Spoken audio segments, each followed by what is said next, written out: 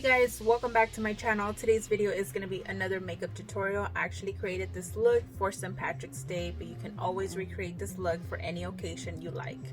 If you guys want to learn how I did this look, then just keep on watching. If you're new to my channel, don't forget to subscribe, give it a thumbs up, turn on your notifications so you can be notified every time I post a new video.